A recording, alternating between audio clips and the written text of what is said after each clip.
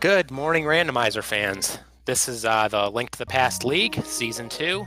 This is Week 2 Ambrosia mode between Team Challenged, represented by RidleyDragon, and Error 216, represented by Eriror. My name is Arusta, and my co-commentator is Spyweaver. Good morning, everybody. Welcome on in.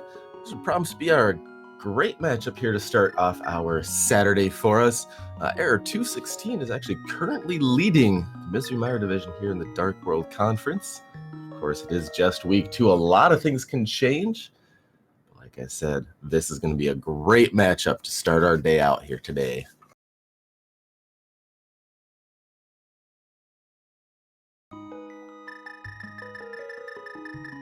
Yeah, and so just an introduction in case anyone's not too familiar with Ambrosia settings. The big thing about Ambrosia, there are several things. First, they start in standard mode, so you have to rescue Uncle, rescue Zelda, just like you would in the vanilla game. The Uncle will give a hint at the very start of the game as to where boots are. It'll be kind of generic. It could be a dungeon like Turtle Rock, or it could just say something like Light World, which of course has a ton of different areas. And then the other big thing about Ambrosia is that when you're doing regular dungeons, the boss always has an item. So for example, if you're doing Skull Woods, which normally has 2 items, one of them will be in any of the chests, and one of them will always be on Mothula. Yep, and the good thing to keep in mind about that is the item cannot be the large key, the compass, or a small key. It essentially has to be an essential unique item or something out of the unique item pool. Not saying, though, it could be something like 10 arrows or 20 rupees, because it could very well be one of those items as well.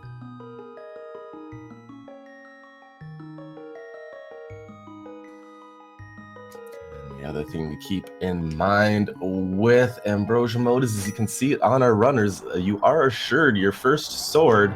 And look at that, boots are in Skull Woods today.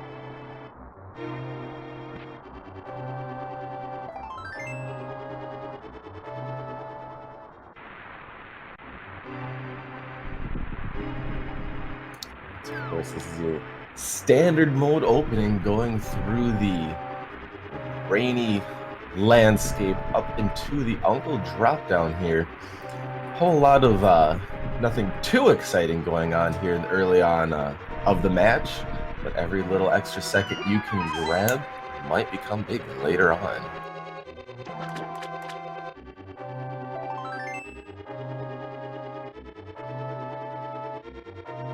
First item from the Uncle today is a piece of heart, and now that we're out of the rain and past the Uncle, we can use that sword and get 10 arrows out of the first chest check of the game.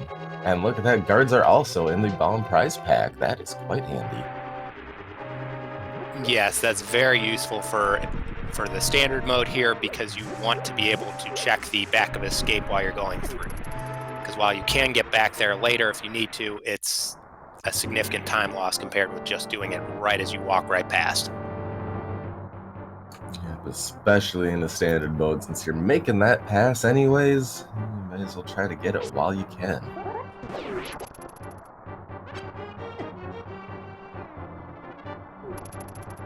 We'll be grabbing another bomb along the way, probably to either use in the front of escape here or when we get to Kakariko Village. Yeah, because the one thing to note as well about the bomb prize pack that they have from the guards is that you get 1 bomb, 1 bomb, 1 bomb, and then I believe 4 bombs after that. So you want to kill, it might be nice to kill at least a few of them as you go along, so that way you don't have to worry about bombs in Kakariko either.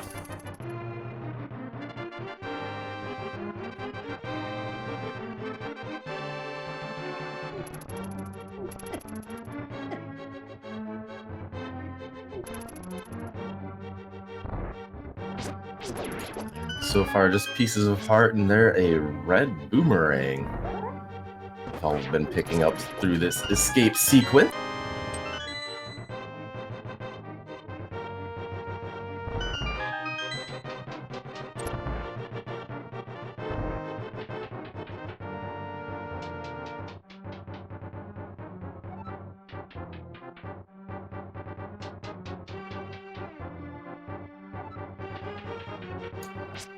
Alright, hiding out in Zelda's cell is the small key.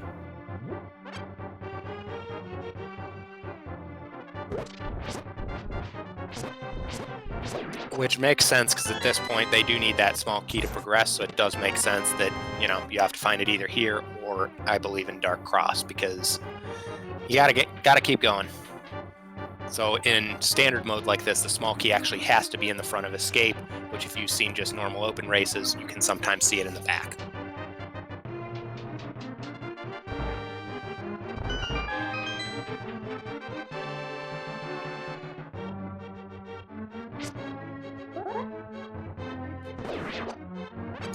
And as everybody works their way back through the front of escape towards the back, be sure to go ahead and give our runners today a follow over on their Twitch channels. Show them each and every little bit of love and support that you can.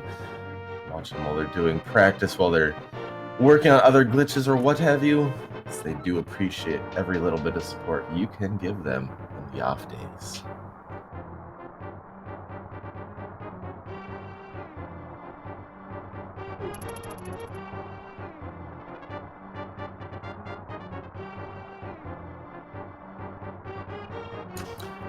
Eriror will be our first runner to the back of escape, and of course the light cone automatically appearing there in the escape sequence in any standard mode here. Even if you do not have the lamp, you still do get the light cone the first time through. If you were to come back here down the escape sequence later on and didn't have the lamp, however, it would be completely pitch dark for you.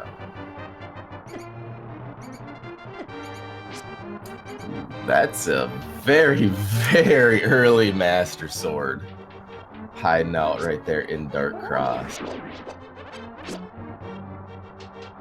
Which is always something that sort of makes people nervous, because when you get Master Sword really early like this, basically, if they get Lamp, then Aga 1 is in logic, and no one loves to do that.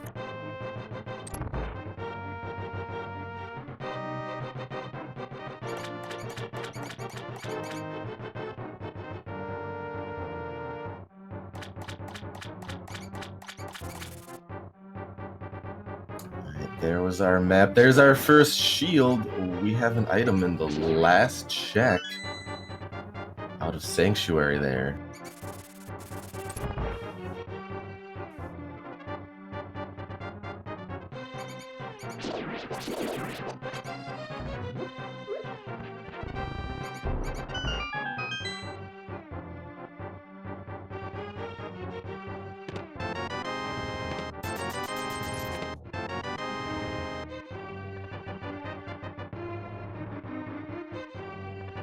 And last item, just another piece of heart. That's our fourth, giving us a full heart refill.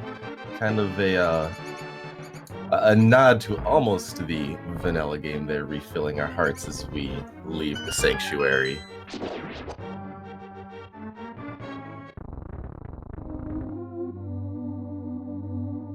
Yeah, and it looks like Eriror is going to go up and do the check of Lumberjack here. Probably do a tree pull on the way as well.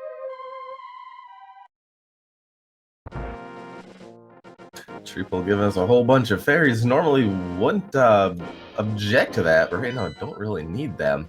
Map check over on Ridley's side, it's seen a whole bunch of crystals and a red 5/6 over at Eastern Palace.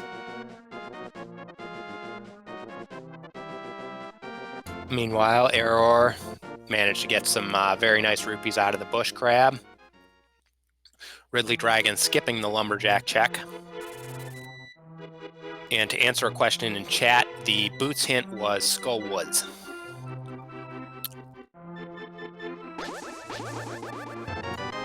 Another 20 sitting in the mushroom spot. Eriror gave us a look at Lumberjack Ledge. It looked to be just 10 arrows today, so we won't be needing access there for the item. And there's Flippers sitting in the drop down.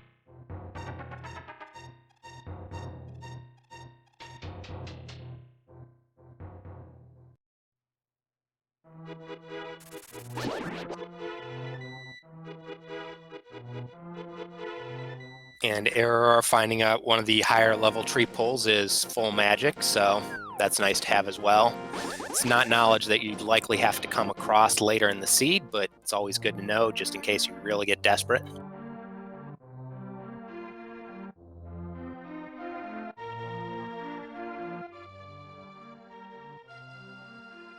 Ridley almost taking a little bit of a detour, was probably either looking away or forgot that we got early bombs from a good prize pack out of the guards. So make our way down to the bottom of Blind's hut. We'll be looking at a Moon Pearl, our Tier 2 shield, 20 rupees, and another single rupee.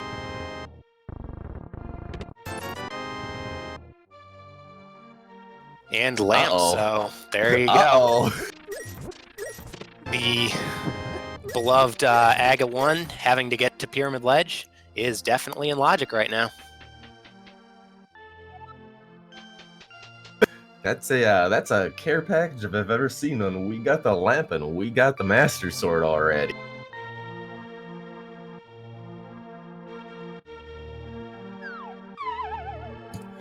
Let's look at the well today for 20 rupees.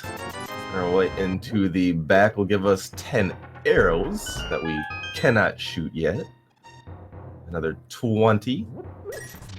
Our blue cane of the day and a piece of heart. And it is worth noting, both runners, thanks to all the rupees, will be able to check the merchant here for, blue mail. That's that's always a nice safety to have early on when you don't have a lot of hearts. And that's one less thing they have to worry about getting later in Kakariko. One of those nice safety items that's always good to come across when it's just when your normal checker out, something you probably wouldn't go out of your way for. But when you find it like that, you're definitely not going to say no.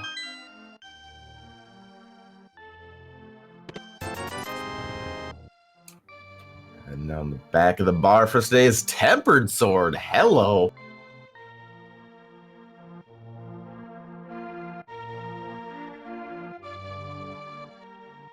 So we're just barely 10 minutes in here, and we're already sitting at Tempered Sword. Meanwhile, Eriror shows us there is nothing useful on the library, so definitely won't be coming back for that. Looks like Eriror's already got his bombs out and is going to go just straight through race game rather than doing the walk south check first, like some people like to do.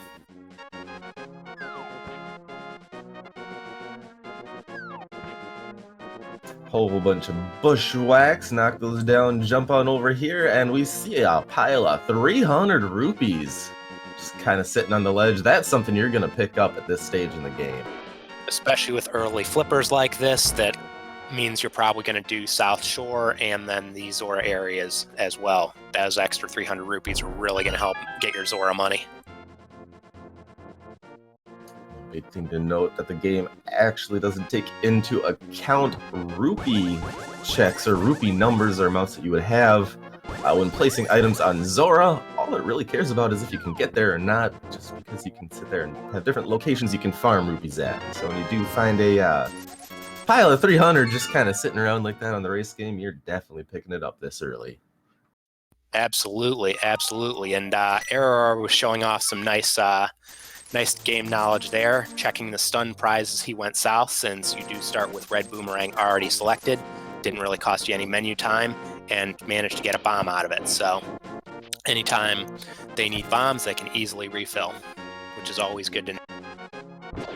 A very explosive seed early on, a whole bunch of bombs and a few different prize packs that are making it easy for our runners to get all the essential items. And speaking of bombs, there's more just sitting there outside of the dam.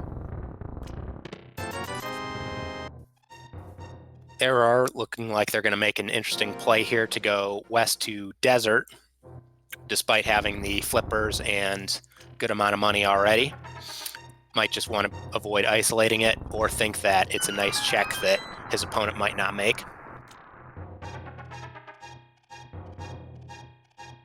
Moves like this is something you'll see quite often, especially in head-to-head matchups, as RidleyDragon goes right over to the rest of the South Shore checks. A lot of times you'll see runners, either research whoever they're going up against that week, trying to figure out or do something different than what their opponent will do, kind of give them a little edge up. And right there you see it kind of possibly playing off, because that was a mirror sitting over there in Agina.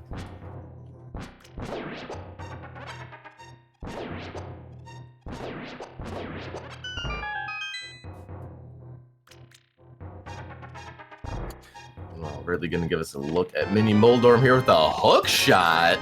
20 rupees, a pack of bombs. 20 more rupees and a piece of heart. Big one coming out of that is our hook shot. Hello.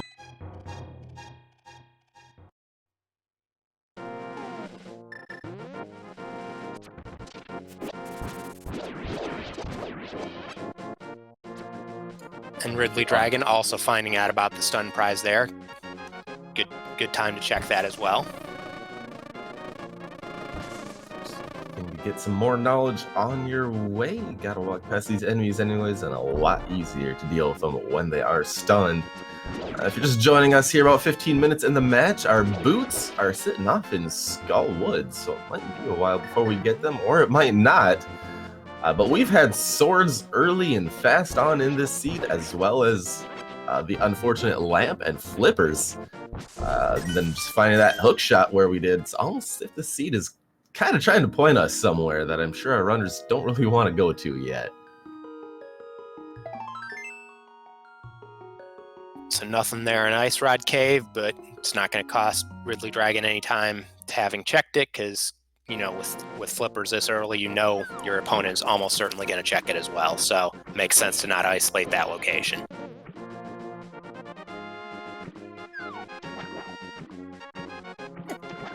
Eriror choosing to save and quit here while Ridley is going for some of the flippers checks. It's going to be an early play to Aga here. Yeah, he's heading north. Looks like that's what Eriror is going to do. And chat does note that Ridley is short on money for Zora, so hopefully Ridley can find some money on the way here. One thing, if you know you're short and you know you're doing Zora, is right outside the Ice Rod Cave, there is that big rock. If you lift that up, you can farm 20 rupees there pretty quickly, come in and out if you need just a few extra bucks. Hobo hiding our Quake medallion here for us today. Here we go, 15 minutes in. Eriror's looking at the list of items that we have and what we're getting and saying we're going for it.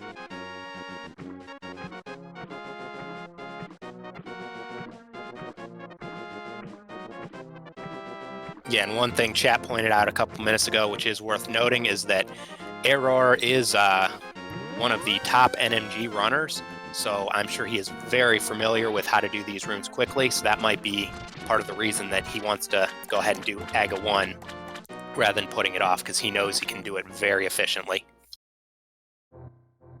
The other thing to keep in mind, as we see on Ridley's side, Sword 4 already in a pile of rupees.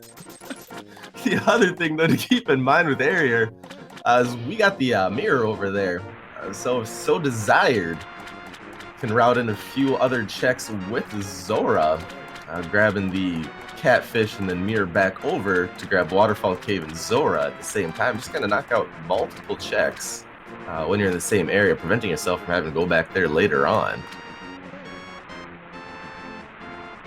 Yeah, the only thing to note is that catfish does require either a glove or hammer, a glove.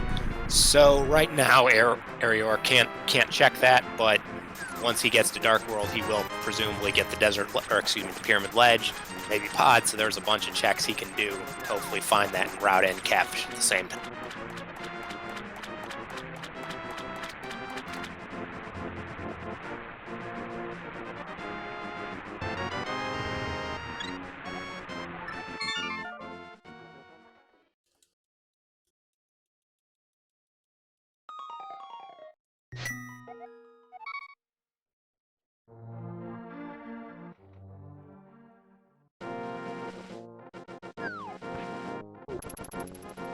Meanwhile, it looks like Ridley, while Ari is going to do his Aga 1 fight, get your numbers in chat for blue balls. anywhere between 0 and 15. Ridley is going to Eastern here.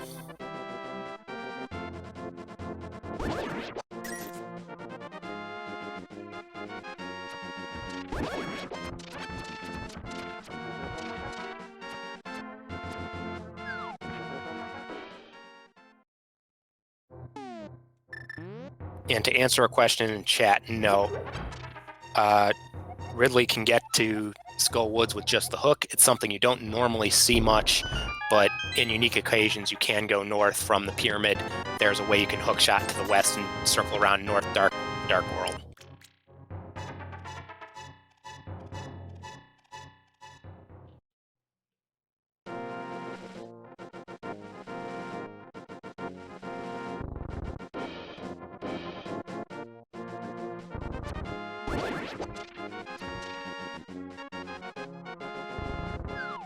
Meanwhile, Ridley finding the blue boomerang in Saha's hut, and not a whole lot else, and Samaria as well, which is a nice item to have, since there is a decent chance that we'll have to do Mire.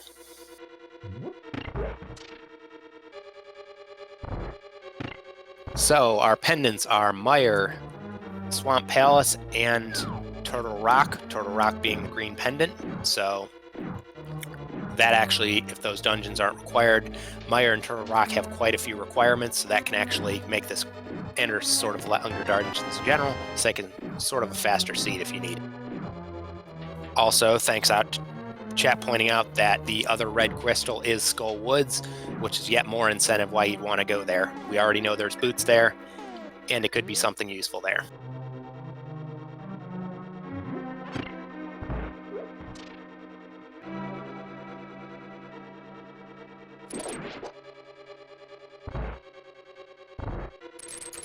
You're grabbing their Quake Medallion. Ridley using that hook shot to give us a little bit of a shortcut over there to grab the big key, Eastern Palette.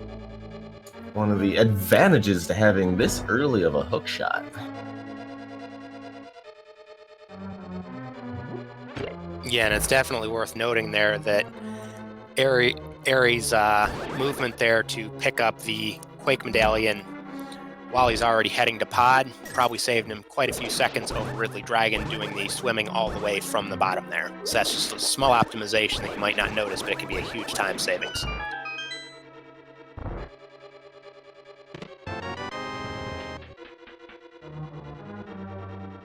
And here we're seeing that mirror pay off for even more dividends on Eriror's side. As he's making their way to pod, I can just mirror back and get the items out of the back of Saha's closet.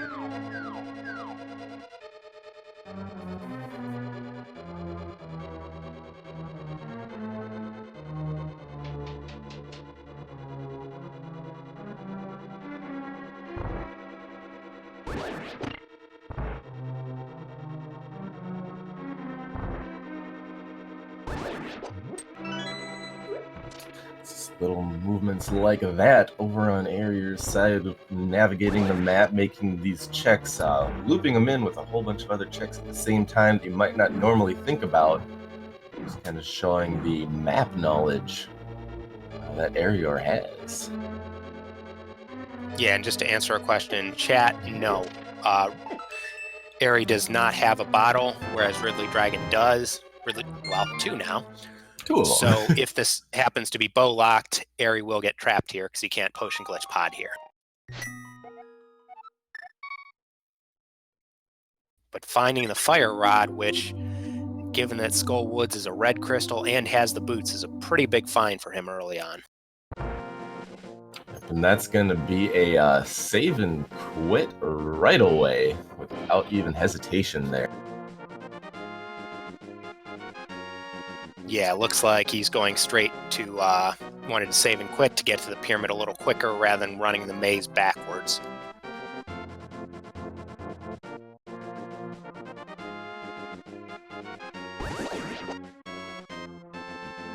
Meanwhile, Ridley did not do a lumberjack check, so Ridley's going to do his lumberjack check here and be kind of disappointed.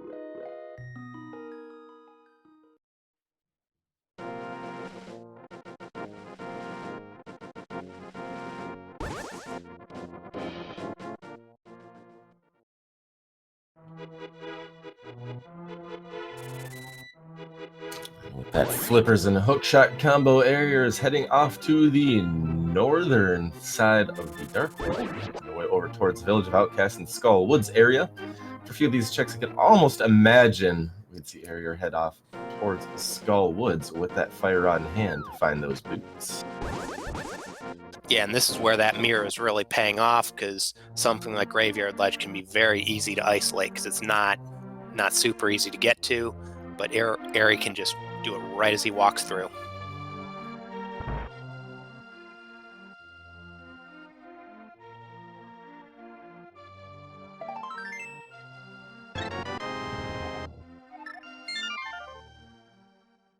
Sick Kid just giving us a little bit of love today.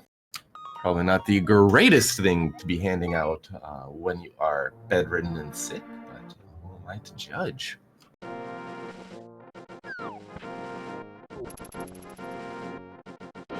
And looks like Ridley is going to check his Agina, get his mirror, and then I believe this is the last check he has, so then after that he is going to have to do Aga.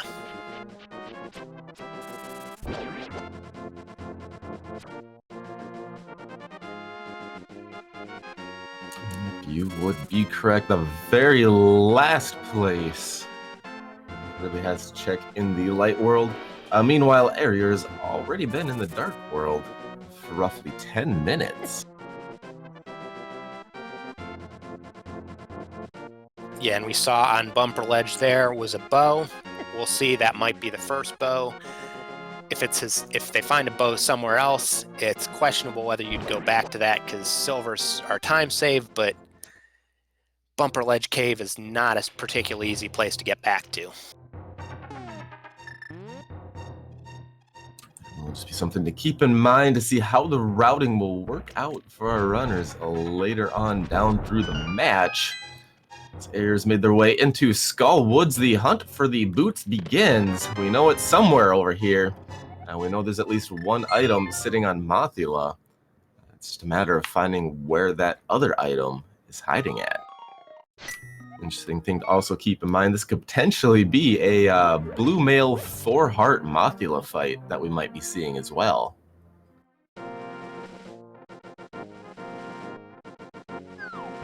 Yes, and we already know where that 4th sword is. We already know where 2 of the bottles are, so even if he decides to check the bridge chest before Mothula, Eriror is not going to be getting any sort of safeties before Moth, so this is what he's going in with.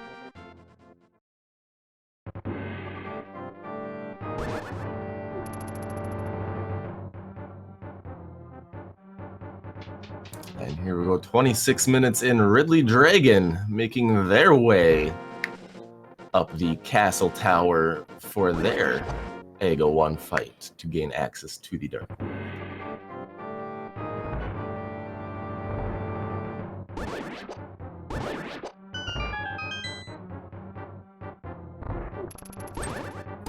Three hearts, tempered sword, blue male Mothula fight. Blue mail is nice, but unfortunately the spikes don't really care what mail you're wearing, but who am I to say? Eriror made that look completely easy, and Mothula is hiding our boots! There you go. 26 minutes, 40 seconds in. That is First Blood and Crystal number 1 for Eriror and the boots.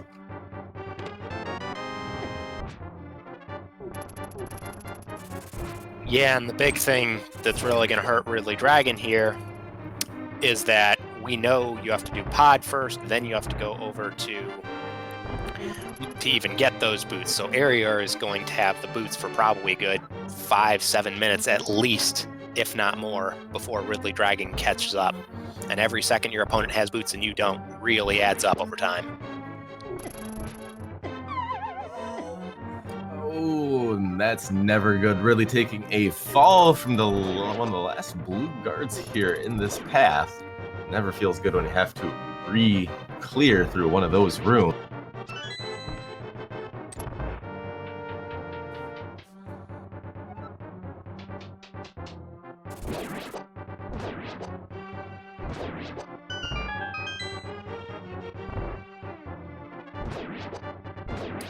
And as the hunt for the second item in Skull Woods continues, On Eriror's side, Ridley is making their way up Hyrule Castle here.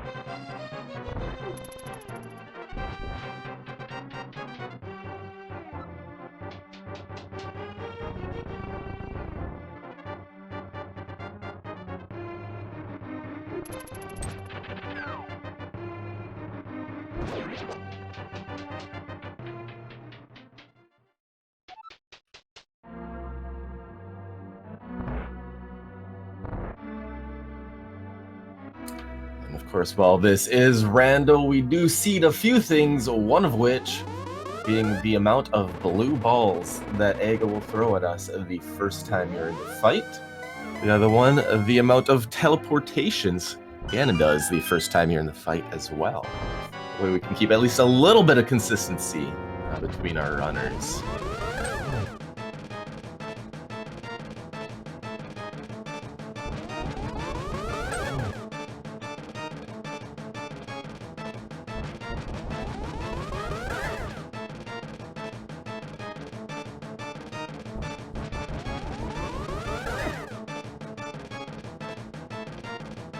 And there is a glove in the bonk rock, so the trail has to be pod without bow to Skullwoods for boots to bonk rocks for glove. The seed is definitely not being nice, especially after already giving us an Aga 1 required fight for our Dark World access here.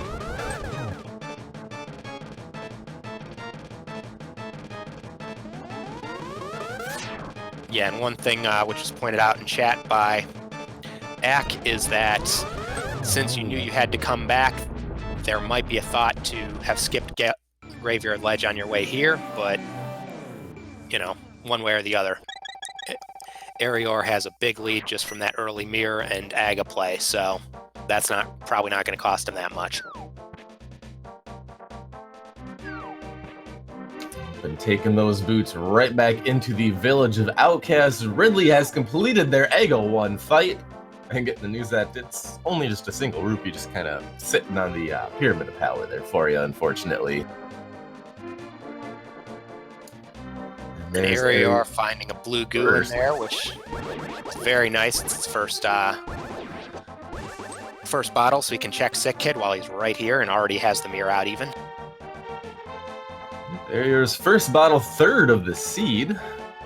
One of the other ones being on Azora and the Eastern Palace Big Key chest, if I recall correctly.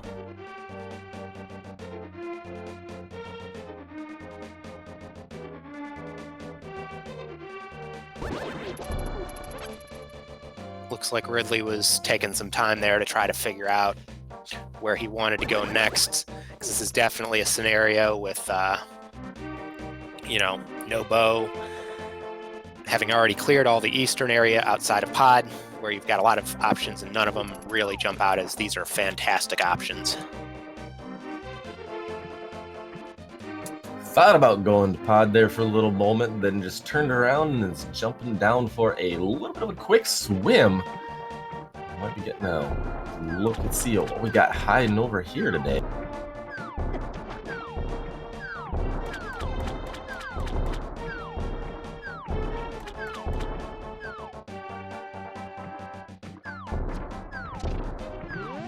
Oh, and Ridley showing off the very rarely seen whirlpool there in the Dark World.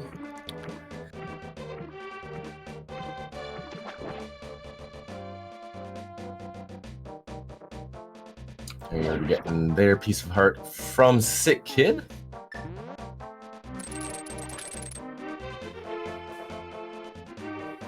And Ridley will now be continuing on the northern Dark World checks here. Unfortunately, did not jump into pod to grab that fire rod.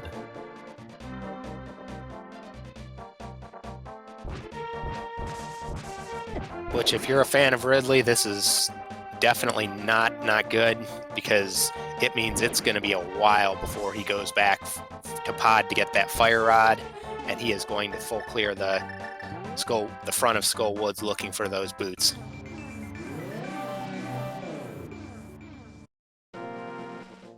Meanwhile, over on Eriror's side, before we got any deeper into Thieves Town, worth noting, we found ourselves a hammer.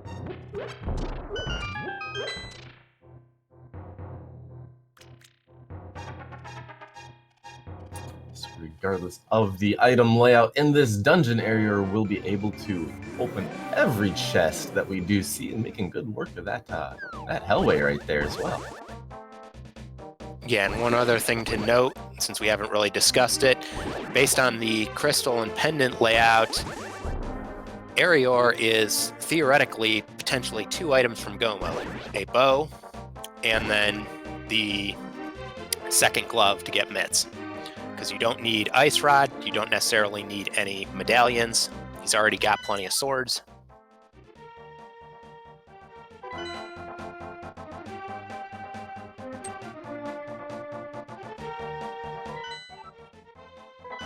Just all depends on where those other items could be hiding for us today. We do know where one bow is at. Do we need that, or is that a required bow? We will have yet to see. It just depends on where our cape could also be hiding at.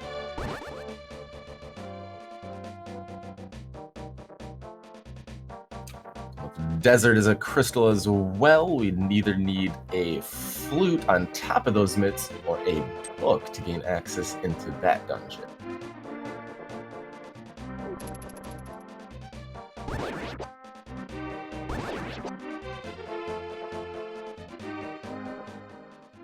Unfortunately, it looks like Ridley is making their way up toward Skull Woods. Right location for those boots. Unfortunately, without that fire rod, you're not going to be getting them, since we do know they're sitting on Mothula today. Yeah, it is worth noting, though, that from Ridley's perspective, this does make, a decent amount of sense. We unfortunately know it's not going to pay off for him, but going to try to get those boots early is a smart call. Even skipping pod, knowing that you might have to either potion glitch it, or just walk away with only one item. Even that's a defensible decision. It's just, unfortunately, not what the seed wants you to do this time. Eriror in on their blind fight. 3 phases, 3 hits a phase. Doesn't matter what weapon you use. And just like that, 2 phases on script. 3rd phase a little shaky, but does not matter. Down goes blind for crystal number 2 for Eriror.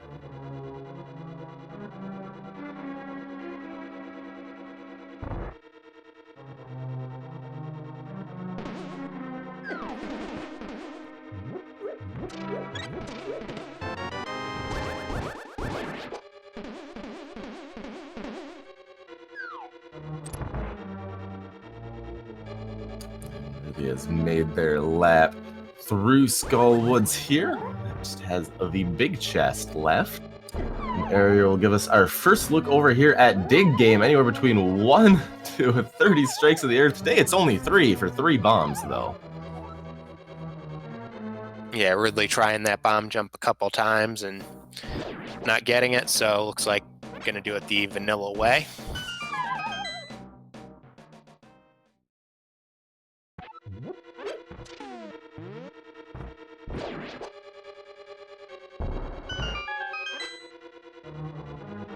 Meanwhile, Eriror finding a full heart container in the Circle of Bushes Cave 45 area. Makes sense to pick that up right now, because did only have, 7 hearts before that. Little safeties like that. Getting another one from Stumpy. While you're under 10 hearts, most runners will definitely pick those items up. Once you get to about 10, it's kind of where a lot of them make that cutoff of stopping to go out of their way a little bit for those checks or those items.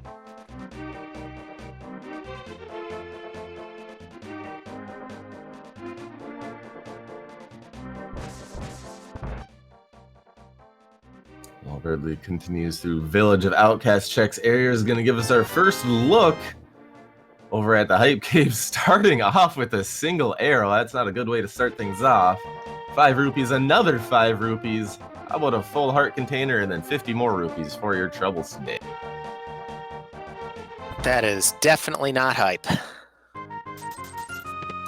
It's always kind of shaky when you start off with that single area. You're just like, do I even want to continue? This does not look good.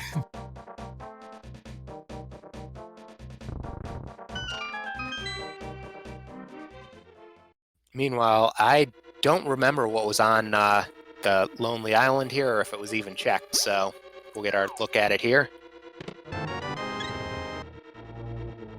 10 arrows, probably not what Eriror was really hoping to see there, but since he hadn't checked it, it makes plenty of sense to check it right while you're there at Hype Cave. It's easier to do that than to try to come back later for it.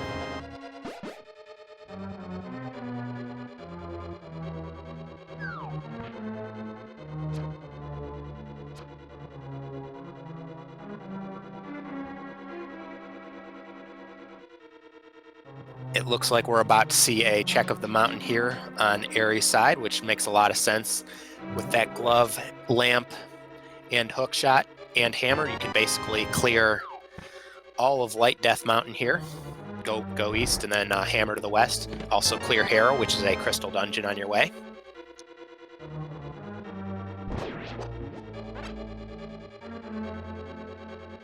Is the remaining high dense item dense locations or spots of the map left for us at this point, especially still lacking that bow for Pod.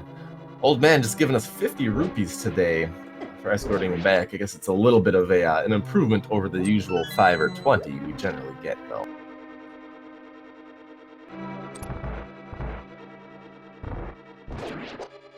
And Eri doing a very nice spin speed there.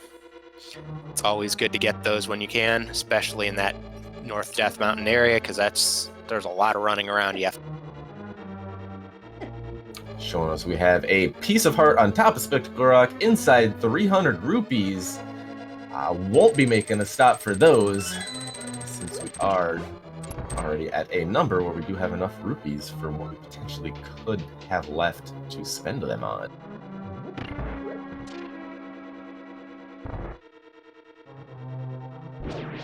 We will, however, making our way over to Paradox Cave. 7 items within these 2 floors. This really picks up their mirror shield. 50 rupees and a piece of heart down on the bottom, and we'll be making our way up to the top.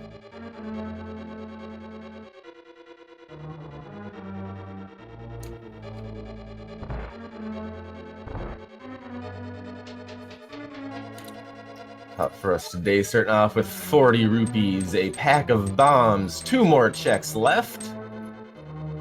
We get a piece of heart and 5 more rupees. Nothing, absolutely nothing out of Paradox Cave today.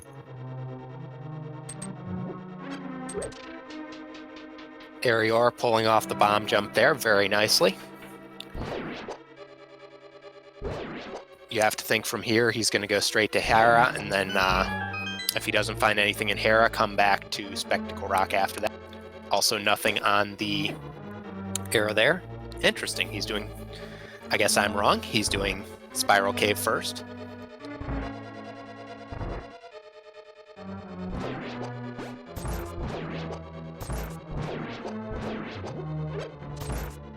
Definitely an interesting decision to go back down the mountain before making your way over to Hera. Let's see what we got hiding here. Just 50 rupees for that quick spiral dash back down the mountain. Although he could be setting himself up for, I should say, could be setting themselves up for a Hera into Spike Cave. That could potentially be a possibility, since we do have a few safeties already at this point.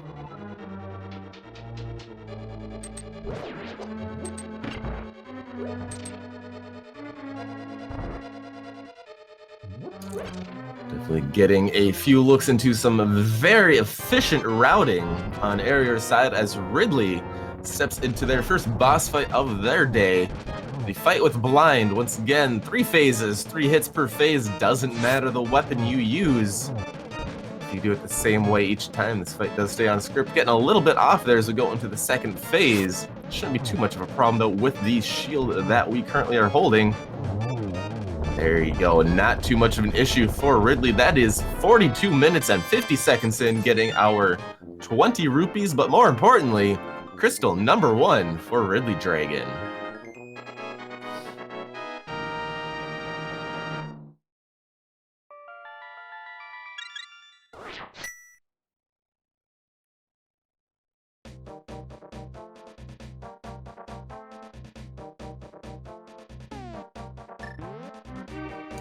Eriror is making their way up Tower of Hera.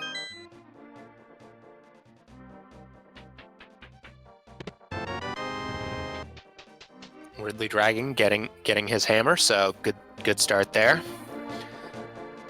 Looks like looks like going back for that one item in Thieves Town, which is a subtle thing, but that's one of the things that Eriror actually gained a bit of time here on, is that by doing that check first and already having the hammer, Eriror saved the double dip that Ridley's doing right here.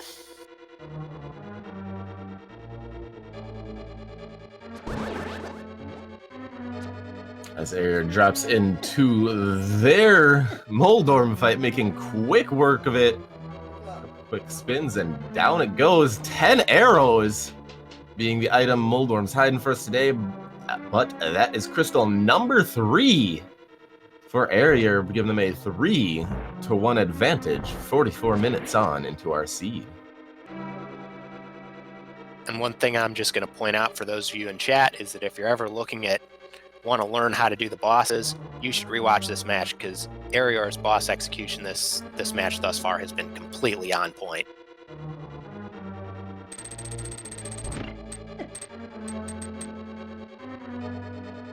Yeah, definitely has been putting on a clinic of both boss-wise as well as routing-wise. Definitely a lot anyone could pick up from rewatching this match.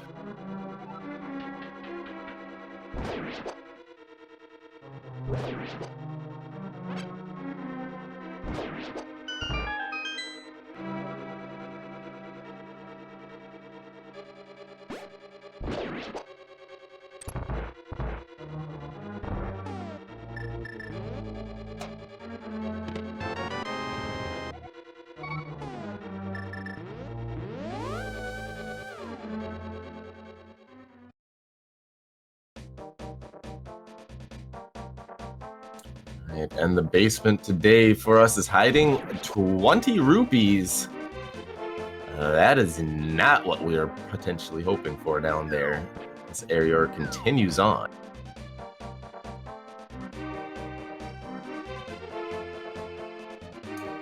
And does in fact look like we will be getting our Spike Cave check here.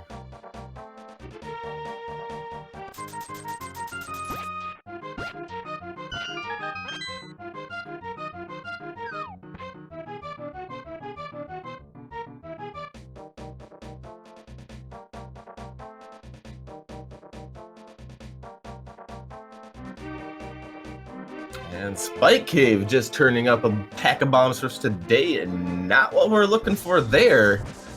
As we continue on, still looking for either another bow just kind of hiding out somewhere, or that cape, since we do know we have one sitting on Bumper Ledge today.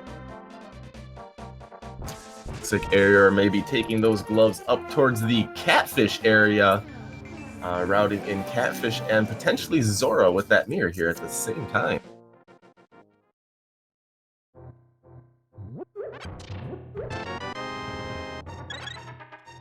Meanwhile, it'll be interesting to see how RidleyDragon routes this after finishing up the Hype Cave checks here. Is, do you go into Swamp Palace here? Because it's a pendant, but with hammer, gloves, or excuse me, hammer, hookshot, and flippers, you can clear it. And there are 6 items there, as opposed to the 1 item that he left in Pod.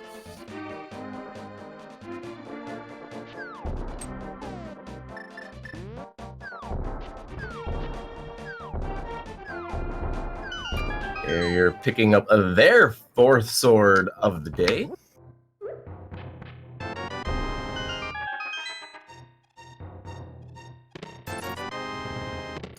We'll have to see what that shovel eventually leads us to could potentially be a cape, could be another bow, or it could just be a whole lot of nothing.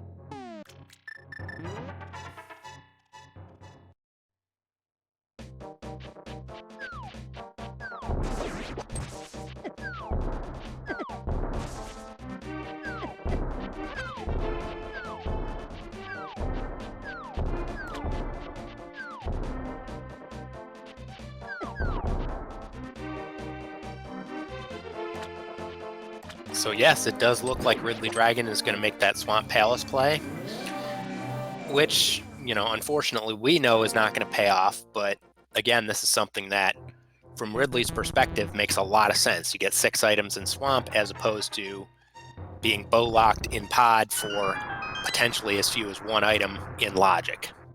It's just, unfortunately, we know that it's not going to pay off. Oh boy. And so it begins, the shovel leading us to Magic Powder. The prodigal fetch quest chain has begun.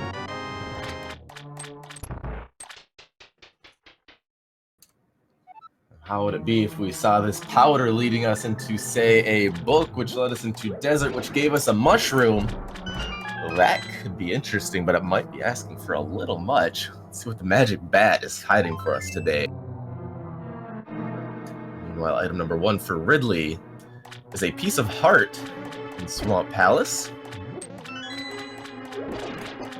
Fetch quest number 2 in the chain yields our Titan's Mitts. That is an item we are definitely looking for. And that is really bad for Ridley because it means he has to do that 1 chest in Pod for Fire Rod to get the boots in Skull Woods, which he's already half cleared, to get his first glove.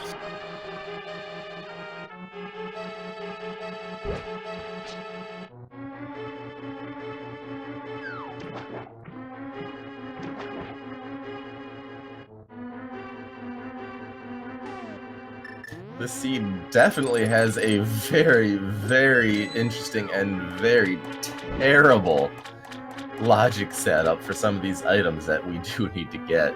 Wow.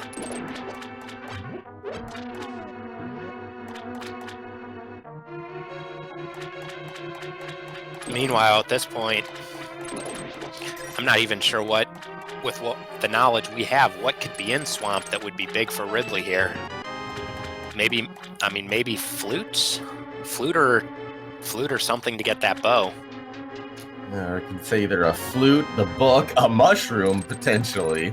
We could have a bow, the cape to get us our other bow. There's still potential, but so far not really paying off. As we do see Turtle Rock is Ether today, Eriror will be opening that up.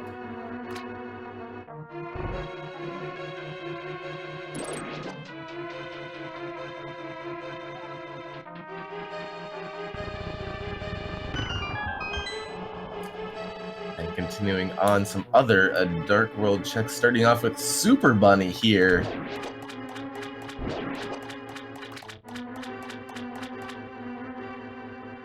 So we got 4 new checks that we're seeing on both sides.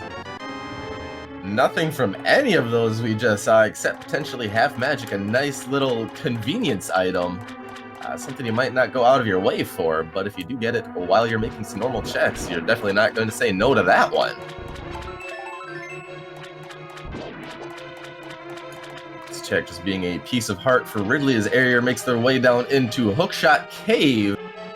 First chest, red mail.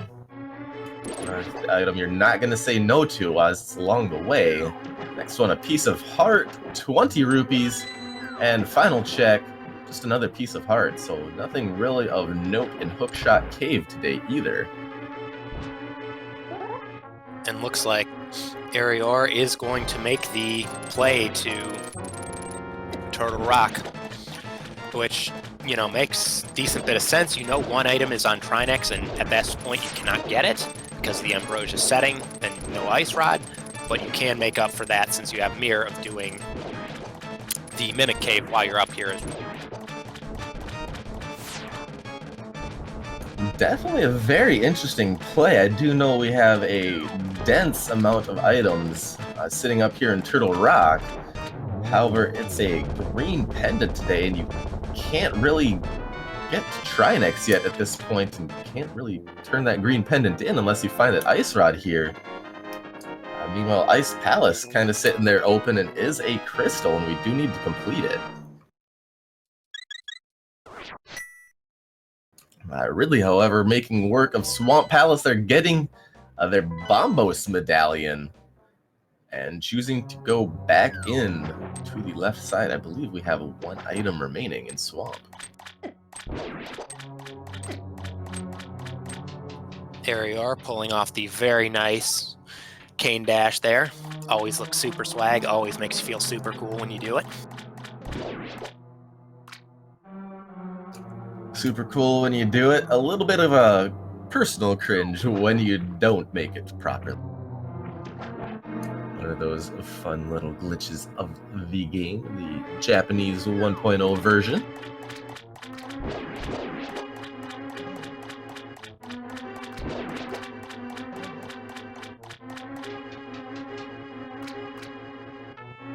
Chain Chompson not playing nice, gets us another key to continue on. Meanwhile, we will see if this left side swamp play is going to pay off for Ridley.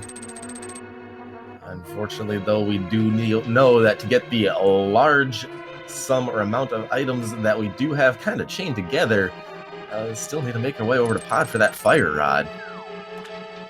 Still a potential this could be something, but the chances are very, very quickly dwindling.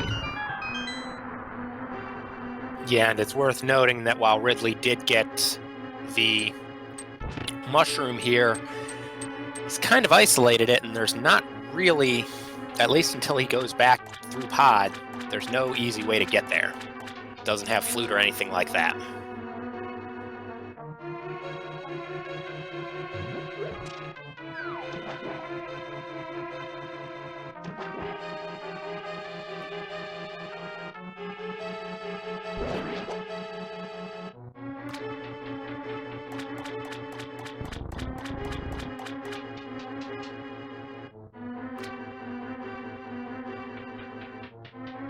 Here continues to make their way through Turtle Rock. Here we'll be making a stop at Mimic Cave.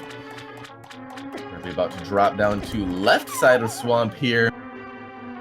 Well, let's see if this is going to pay off today. Compass. We have to make a little bit of a hook shot and a quick dash over here to the one last chest remaining. It is 20 rupees. That did not pay dividends, potentially. And I say potentially because we did get a mushroom out of Swamp Palace that could be something. This Mimic Cave just hiding some bombs for us today.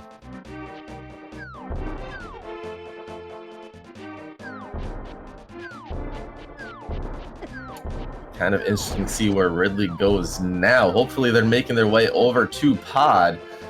They do have... they do have a bottle so they could continue on if they wanted. That there is Eriror finding our flute in the big chest of Pendant Turtle Rock. That is definitely an for Ridley. Yeah, at this point, the only things that can really help Ridley is a very trolly location, either for the cape or that second bow. Yep, because that is what we are down to. We are, in a sense, no mode, depending on where we find that cape, but not, I don't know exactly what you want to call it. We have the knowledge of what we need, but we don't know where that cape is sitting. Or for all I know, I mean, bow could be in its quote-unquote randomized vanilla location of the laser bridge here. We have yet to see.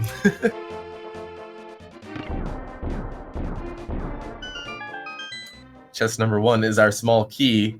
This mirror shield making nice, easy work of laser bridge. The next one is another dungeon item. Another dungeon item. Our last laser bridge chest is this caper bow. Nope, it is 20 rupees. But notwithstanding, we did get our flute out of there. That would be access into desert since we do have those mitts. And we can complete Ice Palace as well. We're still looking for a cape or a bow somewhere, as Ridley finally made their way into pod to grab that fire rod.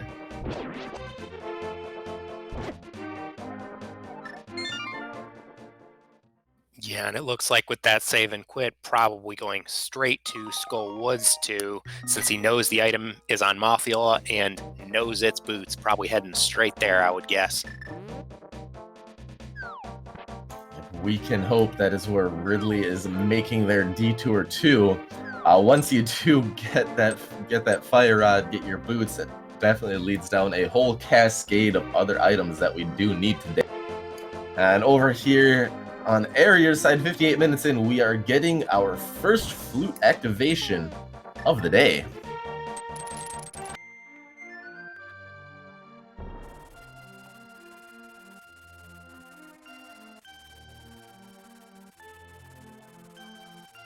And while we are here, 58 minutes in, and Ridley looks like going to make some checks that we've already seen. So this is, for those of you who joined late, this is week 2 of the Link to the Past Randomizer League, ALTTPR League. This is Team Challenge, represented by RidleyDragon, versus Error 216, represented by Eriror. My name is Arusta. My co-commentator is Spyweaver. Shout outs to Mind of Me, who's helping run the restream here on Speed Gaming 4. Please give our runners a follow. They are both very valued members of the community. Eriror has been around for quite a while, very well known in the NMG community, whereas RidleyDragon is involved in running the Challenge Cup, one of the well-known tournaments of this game. So definitely both good runners, good people in general. Give them a follow. It's just that, unfortunately, this seed has been playing well into Eriror's method of routing, and it's unfortunately been very, very punishing for Ridley. As we're taking those mitts on Eriror's side over to the Smith chain, knock out some of these checks on our way, I would imagine. We'll see what kind of smithies we do have today. Jury says, yeah, I guess we have some dwarven doctors instead, restoring a little piece of our heart to us today.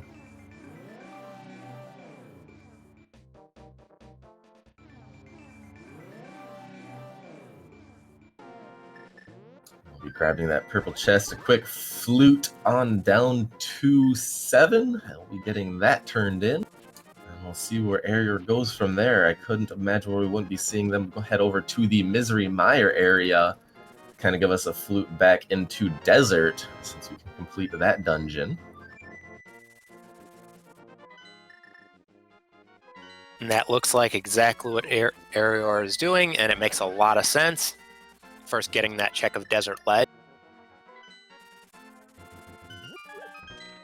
Gaining that knowledge as we go, and Ridley has dropped into their Mothula fight. Fire Rod making quick work to that, always nice with that half magic. And there we go. There is RidleyDragon's boots and crystal number 2. And I blinked for a second, but I think what we saw was it was Bombos, if I noticed right, on Mire, which is actually kind of something that you're okay to see at this point because it means that you don't have to do it yet. At least on Eriror's side, Ridley unfortunately does have that Bombos medallion from Dipping Swamp Palace. But jury still potentially could be out. We are still looking for that cape and a bow.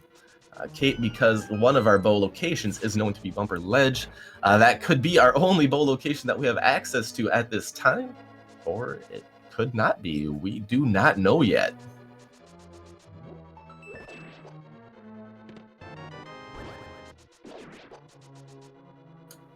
As the Desert Palace checks continue on for Eriror, we'll be looking for one of our items and or a big key hiding over here on the right side.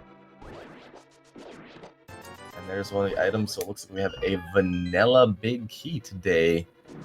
Item number 2 hiding out on our boss.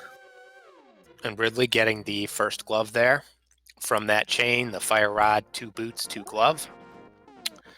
See where they're headed see where they're headed now.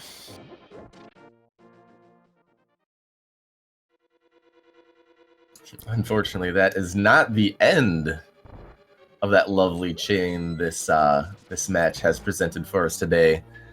They need to quickly make their way over towards Catfish to get that shovel and continue our lovely fetch quest chain to get their second glove. This Eriror is into the back of desert. A few quick dashes to some of these rooms, hitting all these god pixels. It's I believe every 4th pixel if you dash on the right one. That it is that you're not going to bonk when you hit a key door. If you have the key, you're actually going to dash right on through it. Correct, and it varies by room, but there are a lot of rooms where you can get a very good, reliable setup to always be this correct amount of distance. There are even a couple, such as in Thieves Town, where it's completely free. You just walk through and you hit A immediately as the screen loads, and you're perfectly fine. Don't even have to worry about getting set. But it is definitely intricate game knowledge because every single one is a little different. A little different, and something that also feels one of those things that feels really awesome when you do get them down. Speaking of getting things down, Landmolus quickly down for Eriror. That is crystal number 4, but not an item yet that we are still looking for. That cape and or bow just kind of hiding out for us today.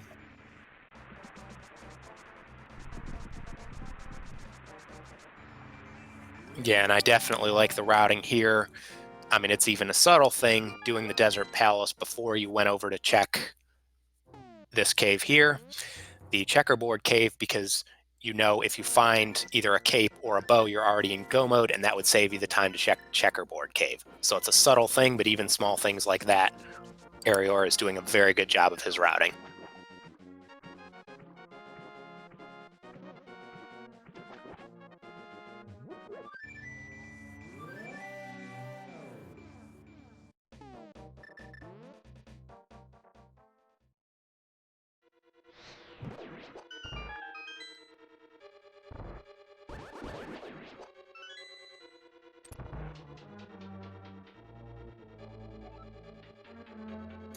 Continuing the loop of dungeons we can complete, Eriror has made their way into Ice Palace. Unfortunately, not able to go mode this dungeon, but we do need to complete it. Chest number 1 giving us a small key.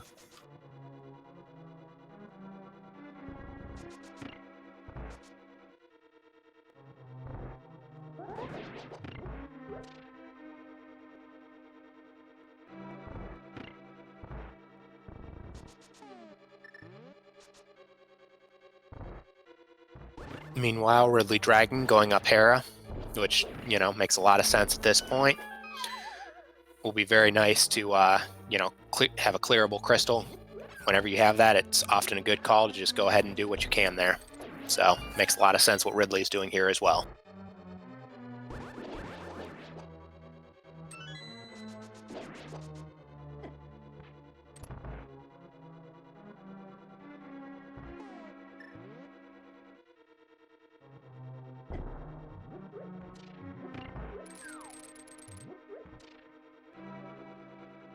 Eriror pulling off the Ice Palace bomb jump, no problems there. Very nicely done.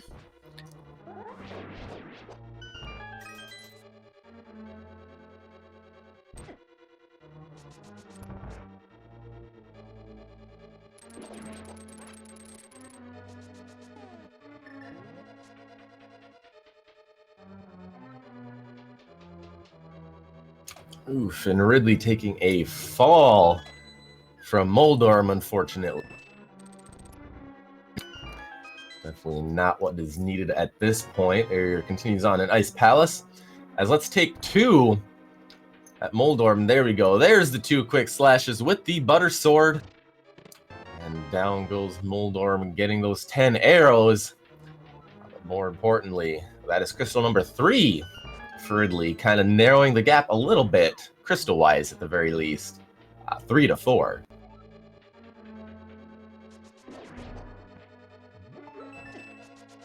Yeah, meanwhile, Eriror's first item here in Ice Palace was just bombs, so there's still, I believe, one more sitting around somewhere.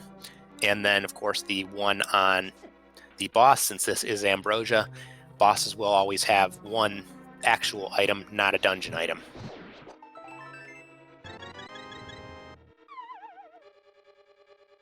There's another one of our items hiding out in Ice Palace. That was a piece of heart. I believe that means we have 1 left in here. Like you said, that would be sitting on our Cold Stare fight.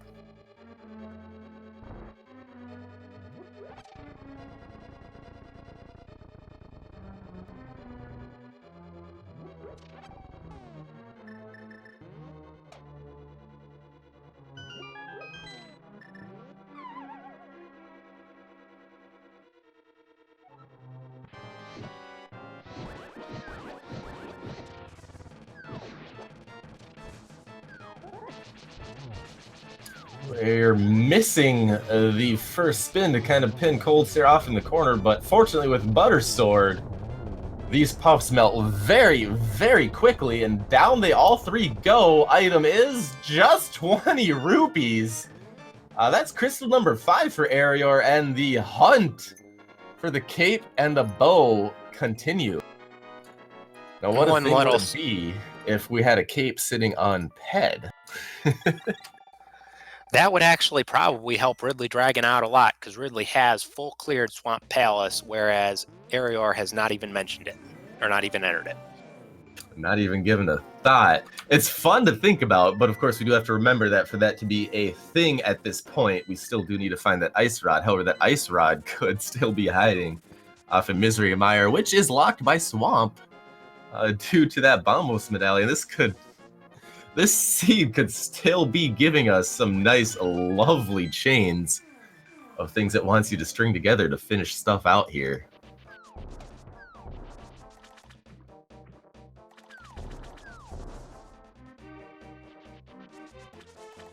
So as early as this seed wanted to give us an Ega play, something like that would not surprise me at this point by any stretch of the imagination.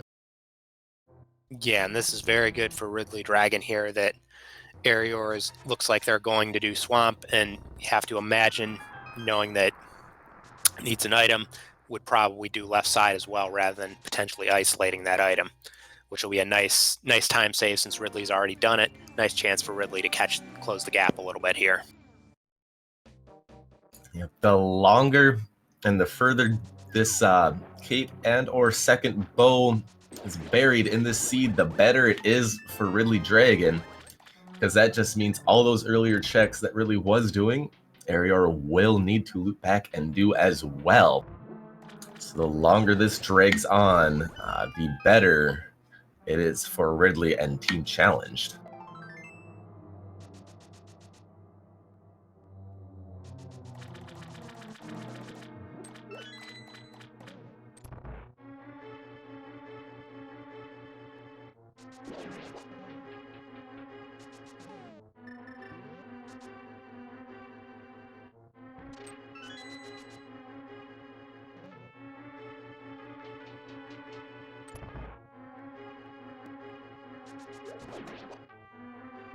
So they makes their way back up Death Mountain.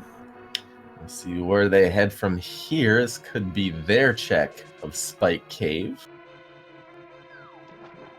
Eriror dipping on into Swamp.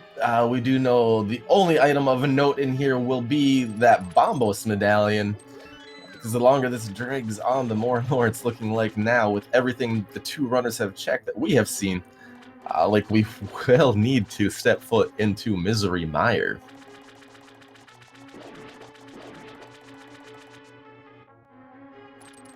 Yeah, I mean, at this point, Eriror in particular is starting to run out of checks. because we've already seen the first chest in Turtle Rock, and we know we can't, or we've already hit where we can get in Turtle Rock. He's cleared everything except Trinex. We already know, we've already done part of Pod, part of Eastern, but Eriror could potentially, if you want to risk potion glitching, you could potion glitch Pod. However, that's not going to get you the first bow. It might get you a second bow.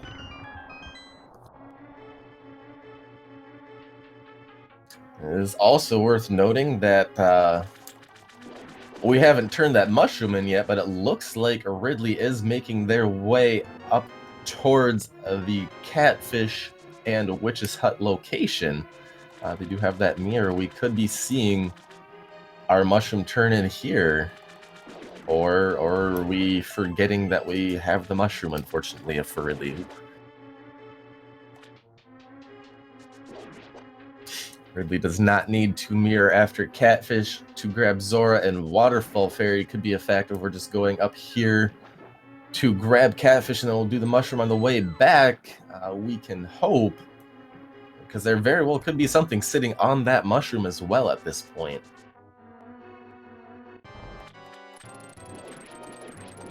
Ridley, fortunately, however, though, getting that shovel is mirroring. And they're saving and quitting, and they'll continue on. We will not be seeing a mushroom turn in quite yet.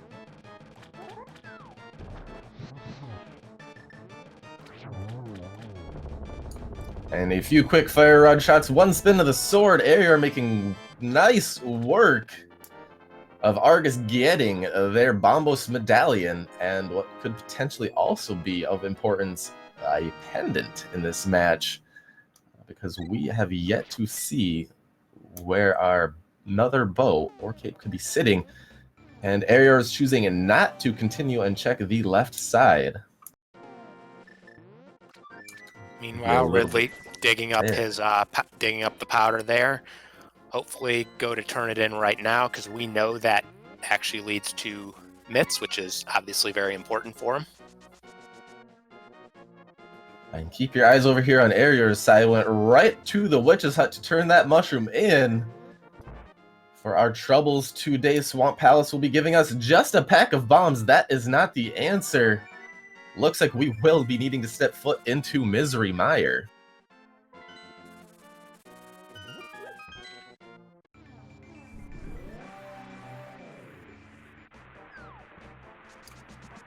Now, what a thing would it be if we got Ice Rod out of Misery Mire here?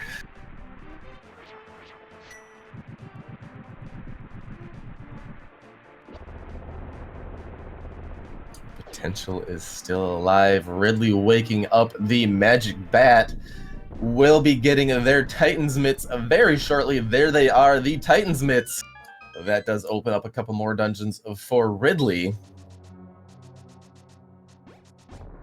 We'll see which direction they choose to go instead, however. Opting for a save and quit.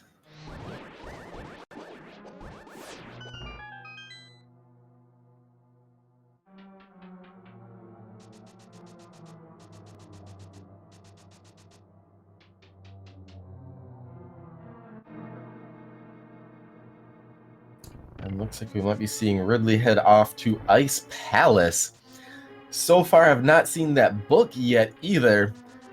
So the way this is potentially looking is that we might have a forced Turtle Rock double dip to get that flute if there is something important hiding off over here in Mire.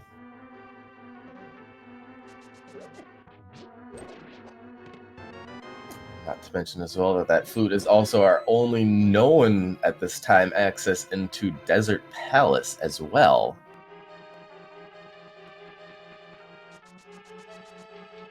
Yeah, it looks like RidleyDragon is going to do the Ice Palace play, which, since it's a clearable crystal, there's 3 items, especially with Bombos and Half Magic and Fire Rod, should be able to, and Butter Sword should be able to handle Cold Stare pretty easily. It's definitely a smart play from what Ridley knows at this point.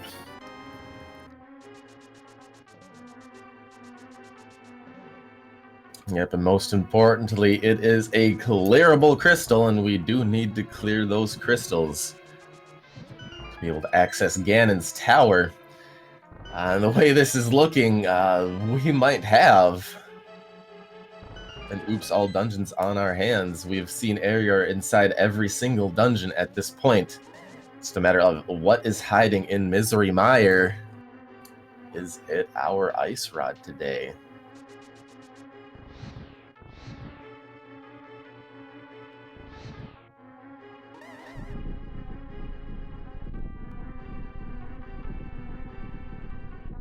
It's also interesting to note and think about that neither of our runners have potion glitched through pod yet at this point, and it is very possible that the second bow could also be sitting in there as well. Unless it's right there. There's a bow at 1 hour 18 minutes on in. That is go mode for Eriror. We got a bow hiding out in Misery Mire that we need to get to Turtle Rock to grab the flute for. One way or another that you look at this is an Oops All Dungeons.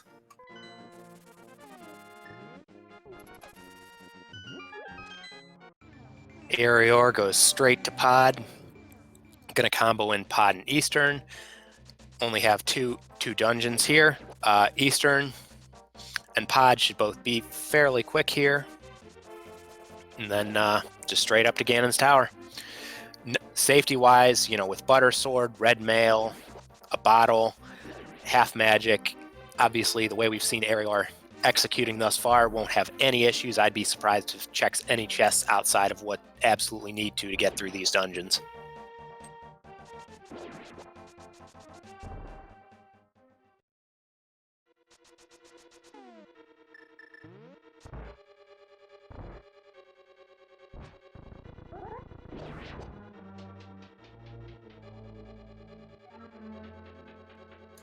Right, and what a seed that we have had here today. Just the line of item locations and things that this seed wanted you to follow, definitely not playing nice by any stretch of the imagination. And it all started with that fire rod hiding out in an early chest here in pod, finally leading us to our boots, to both of our gloves, to the flute. It just kind of all fell in place from there.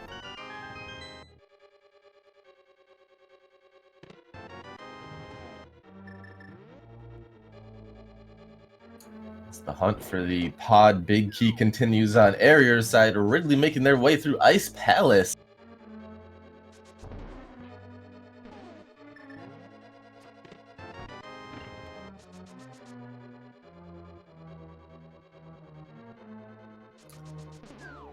Quick screen transition there to get the armored beetles out of the way, dashing across towards the back of pod here.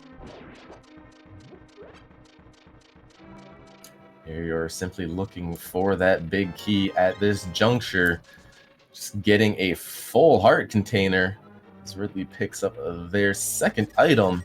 An Ice Palace should be making their way to Cold Stair very shortly. There is the big key in pod for Eriror. Making their way now towards the back very, very momentarily.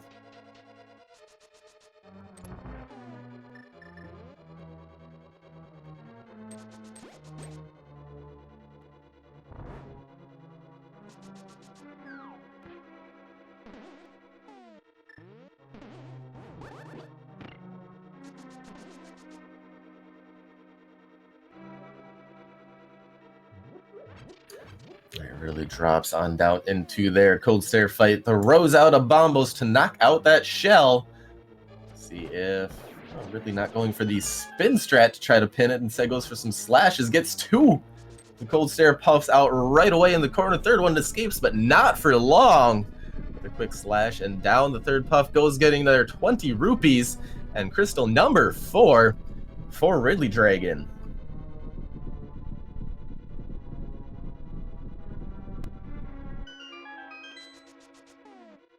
Of course, if you're just coming back for us, we did find our bow hiding out in Misery Mire in the cutscene chest.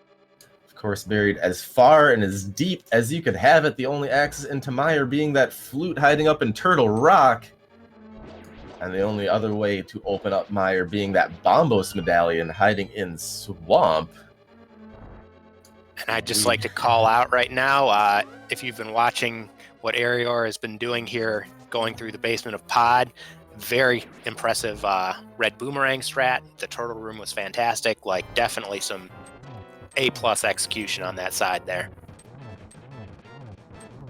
Showing off every little bit of NMG strats we do have, and we are down into Helmasaur King. 17 hits to the face with that hammer to knock off the mask, and then 2 quick slashes since we are on our 4th sword, and down goes Helmasaur King. The non-consequential item Helmasaur King is hiding for us today is just a pack of bombs, but more importantly, that will be crystal number 6. We just have a quick mirror and dash to the back of Eastern Palace, separating ourselves from a climb back right up the mountain.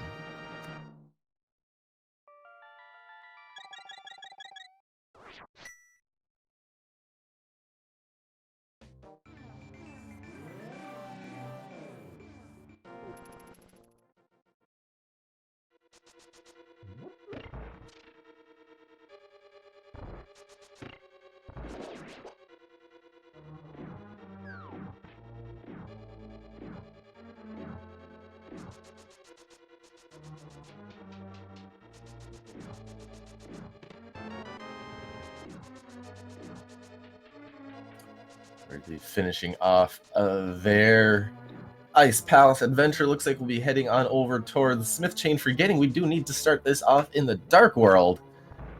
Dashing back on up here.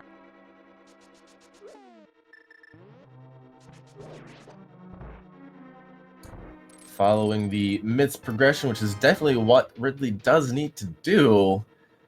Unfortunately, the bit of midst progression we need to follow is heading over to Turtle Rock and just about darn near full clearing that place to get our flute out of the big chest, so we can get to Mire to get that bow that is lovingly hiding in our cutscene chest.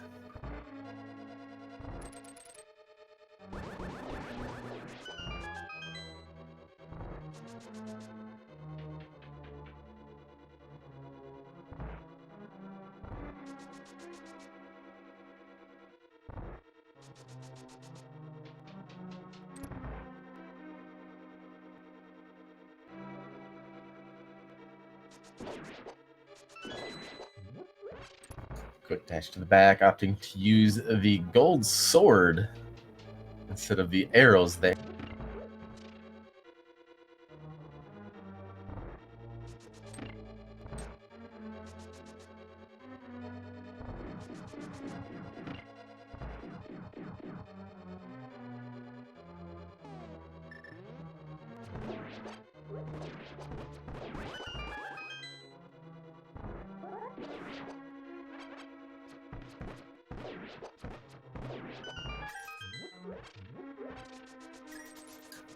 And just like that, Eriror is on to Armos Knights, our final crystal of the day.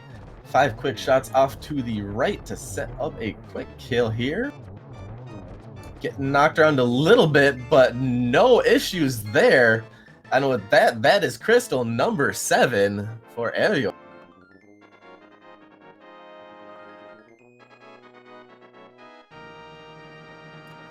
Since we have grabbed our 7th crystal, that means we do have a little game that we like to play. Seeing those numbers pop up in chat, we have 22 separate locations that we could be having a big key hiding out for us in Ganon's Tower.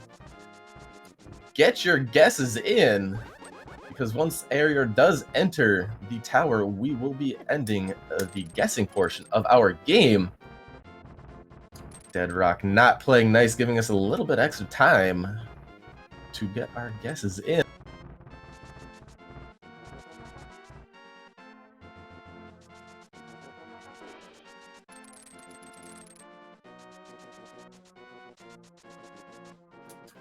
As Eriror does dash up the mountain, where are we feeling that big key is hiding out today?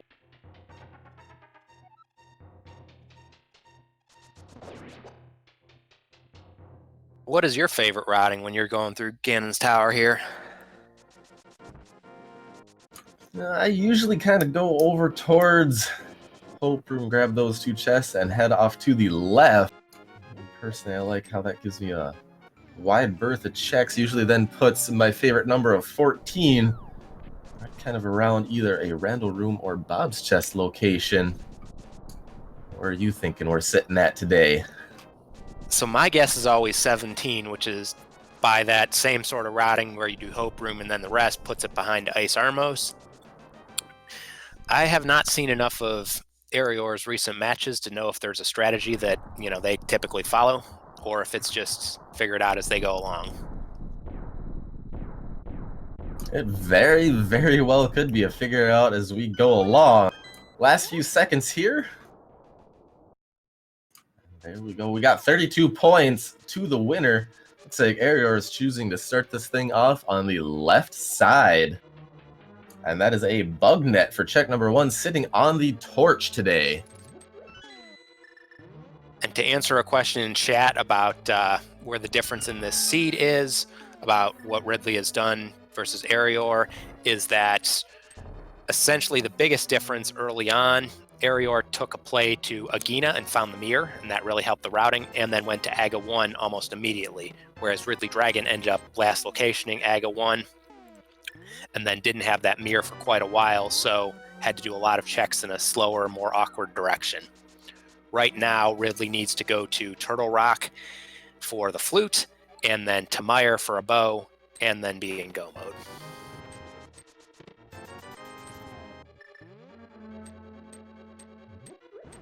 Yep, we do have an oops all dungeons, or not necessarily oops, but a forced all dungeons on our hands here. One or another, both of our runners need to make their way through pretty much the entirety of every dungeon here today, with that flute hiding in Turtle Rock's big chest, the Bombos hiding on Argus in Swamp, and the bow hiding in our cutscene or vanilla big key location in Misery Mire. We are up to 7 for Eriror, no big key yet. 8 just giving us a pack of bombs. 9, well, there's the ice rod. Thankfully it was hiding out here. 10 is some arrows. And 11, another pack of bombs. Yeah, and one other thing mentioned in chat is that Ares' execution this seed has been fantastic, which is also part of the difference.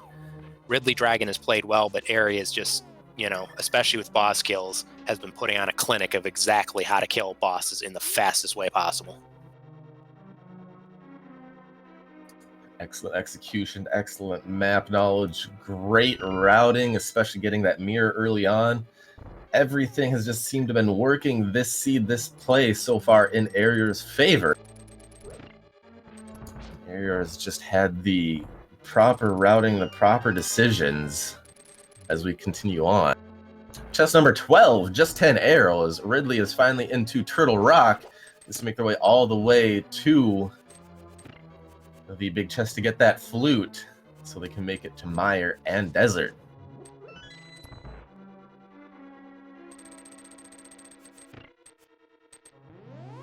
Check number 13 coming up over here on Eriror's side for that big key.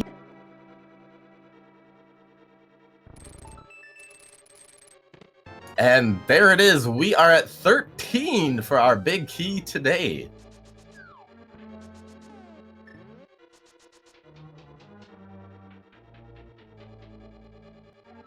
And shout outs to AFK Auser, or a fake user,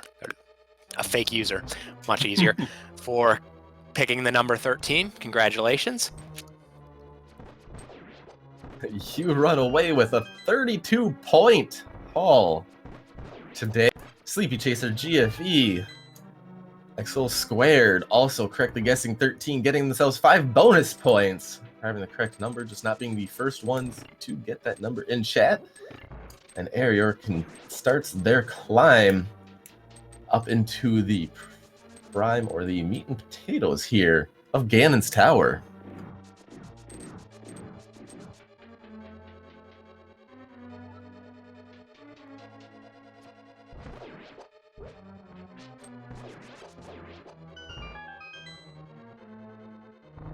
On into the gauntlet. Eriror still putting on a clinic, making quick work of these rooms. A whole lot of spikes. We have some treadmills. We have some BMOs. We have some horse knights here. We have ice tiles to even make it worse. But none of that seeming to phase Eriror climbing up here through the gauntlet. And just like that, we are through and into Landmo number 2. Time for some spin and fire rod strats here, getting the one cycle without issue. The execution still just spot on over here on Eriror's side.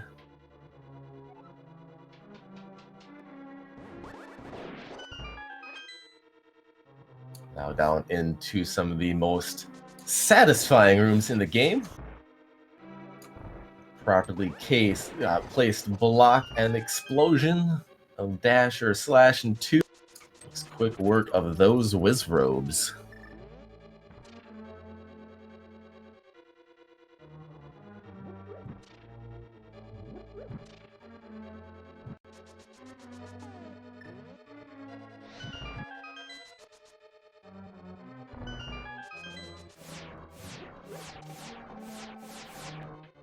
Eriror grabbing the magic refill to make sure we have enough magic to light our 4 torches here.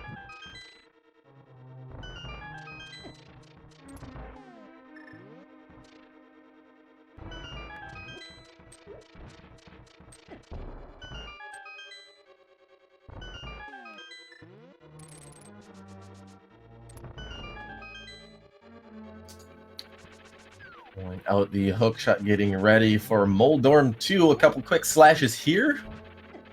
And Moldorm giving us a little bit of trouble, bouncing us around a little bit. Doesn't want to go down without a fight.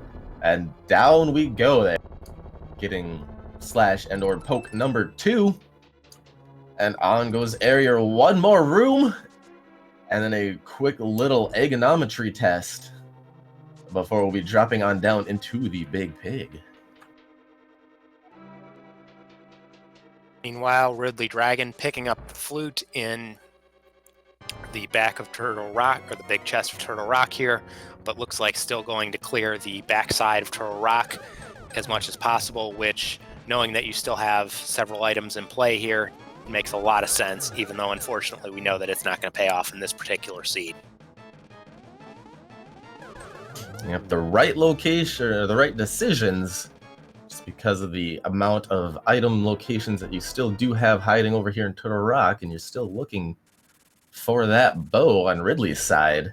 It's just not where the bow is hiding for us today. As Eriror making a quick work of Ega 2 there with a 3-2-1. Now a flight on Albatross Air, a jump down in the Pyramid of Power. And all Eriror has is a quick fight with Ganon here, separating themselves from taking victory in this Week 2 matchup.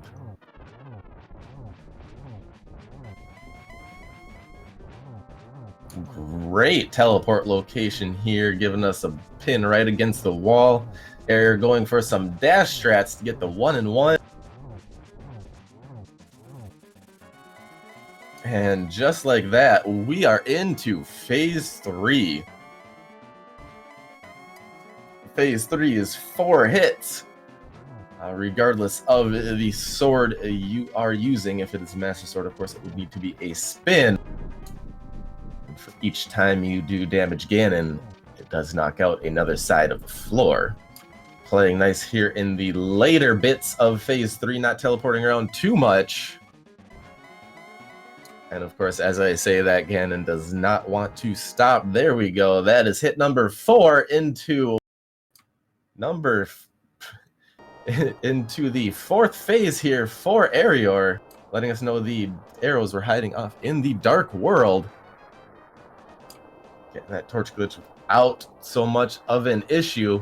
Now we just have a few spins, and that'll be the end of Ganon here.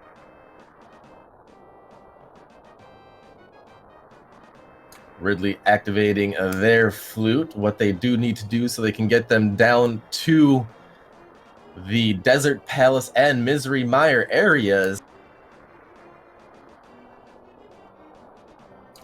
My count is correct. Eriror is only a few quick spins away from finishing off Ganon here.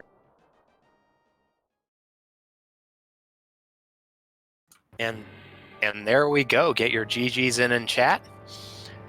Eriror finishing and just has to cross the bridge.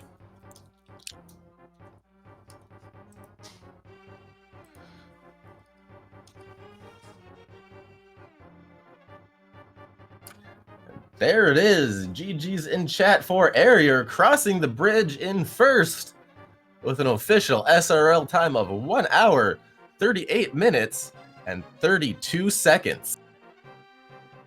So we will be getting RidleyDragon and Eriror here in chat. RidleyDragon has forfeited. Hello, GG's to you guys. Oh, that was... What? This is what happens, everybody, when one person guesses right and the other person guesses wrong on every turn. That's essentially what did happen here and how we were kind of explaining it. I mean, once getting that fire rod leading you to the boots, essentially just kind of cascaded everything from there. Yeah. I last locationed every single thing. I was legitimately out of locations on every progression item. Yeah, it was an interesting seed because basically it was very linear. Eriror made a really good call to get the mirror first from Agina and then do Aga 1 pretty quickly, and that really was the biggest difference in this race. Yeah, once I found Flippers and Hook and Mirror, and I had no other Dark World progression, I figured it was a done deal. I figured that Again was at least required, and I could combine the Eastern area with Pod and like the Flip Chucks with Catfish at some point. And yeah, I was ecstatic when I found the Fire Rod in Pod and figured that I could at least get the boots for sure. When I found the Fire Rod in Pod, I was the opposite of ecstatic. That was the point where I had known that kind of lost. That's why I was starting to do things like going back into dungeons to get the 1 items, because I was just hoping against hope that you skipped it and maybe I get lucky. Those seeds where you know you're behind the whole time. Yeah, this one definitely did not play nice with some of those item locations, and forcing you to go get that fire out early on to get your boots to further your progression into the glove. And then, of course, your shovel to the powder to your other glove. I mean, it just was not nice, you know, if you didn't make that early play into Pod, unfortunately. It happens. I played density, and that's how I do my routing. And most of the time it works out. So it didn't. Yeah, and that was definitely something we were noting and chat was noting as well, is that like a lot of the decisions you made make a lot of sense to, you know, do like item density rather than doing the 1 item in Pod and things like that. It's just, unfortunately, this was a seed where it wanted you to make some riskier plays, I guess. I started doing that, but it was, you know, too late. And it was wrong. It was the wrong risks. I started going back into like Swamp Palace and stuff. And congrats, Eriror. Yo, thanks. I'm really happy with how I routed the first 40 minutes at least. Of course, afterwards it just became like a wild goose chase for the last items like Desert Axis and the bow. Of course, I expected it to be the cape at some point, but when I just found the bow and Mire, I was like, okay, well, not exactly what I expected, but I'll take it. Yeah, no. Once that last location, that fire rod, if I know how good Eriror is, I didn't think I had a chance. Like I wasn't gonna get Eriror to die 5 times to a boss. Yeah, I really didn't make any mistakes this seed either. Like I had some small errors, but nothing that was like anything that would cost me a race. I think this was one of the best seeds I've played in a long time, so I'm sorry that it had to happen. It's all it happens. It's luck. It's you guessed right and I guessed wrong. Yeah, and it was definitely something, since you mentioned the way you played, that's definitely something we all noticed and we mentioned to chat. And Ridley, it's worth you rewatching as well, is like Eriror's execution, especially boss execution, was impressive this season. Very, very fantastic. No doubt. I've called and watched your matches before. I knew I had to play a perfect scene. I did not even come close. It doesn't go without saying that you still also had your fair share of great decisions and great routing and execution. It just, unfortunately, this season, just the nature of Randomizer, it just wasn't what this one wanted. Nope. And that's just the nature of the game. Yeah, that's for sure. Rando will be Rando. Exactly, and that's why we do play the matches. And speaking of which as well, this is week 2 of Link to Past Randomizer League Season 2. We're going to start it off here with you, Ryer. Is there anything you're specifically looking forward to, I should say, as we go on into this league, as far as other modes that we have coming up, or just the league in general here? The crossbow's always going to be good, and I'm really looking forward to this Farla log. I've been doing some practice with Elaine, who is going to be my my map assistant. That's good. And yeah, so far it's been really fun. Like low percent, like low hearts, good equipment, just rushing for everything. That's my thing.